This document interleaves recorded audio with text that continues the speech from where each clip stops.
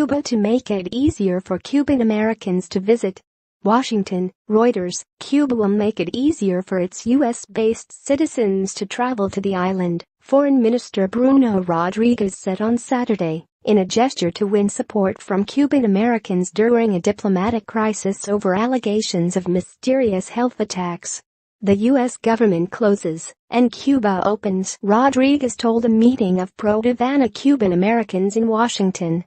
He said Cuban citizens in the United States would no longer need to have a special review of their Cuban passports to rehabilitate them before traveling to the island.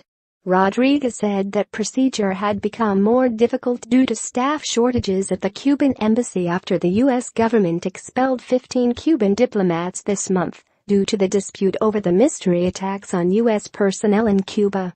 It's unacceptable and immoral, from the point of view of the Cuban government, for people to be harmed by a difference between governments, he said.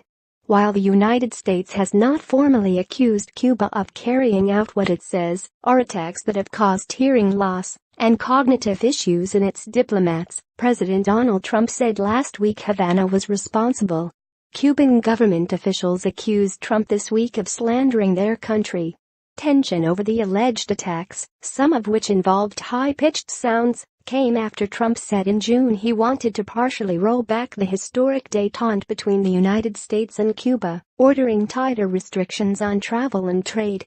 These have yet to be unveiled. Rodriguez said Cuba was making it easier for the children of Cubans in the United States to attain Cuban nationality and allowing Cuban Americans to travel to the country on cruise ships that embark at 2 ports on Cuba. Havana will also allow some Cubans who left the country illegally to return, he said. There are roughly 2 million Cubans or Americans of Cuban origin in the United States. Reporting by Alastair Bell in Washington and Sarah Marsh in Havana. Editing by Mary Milliken.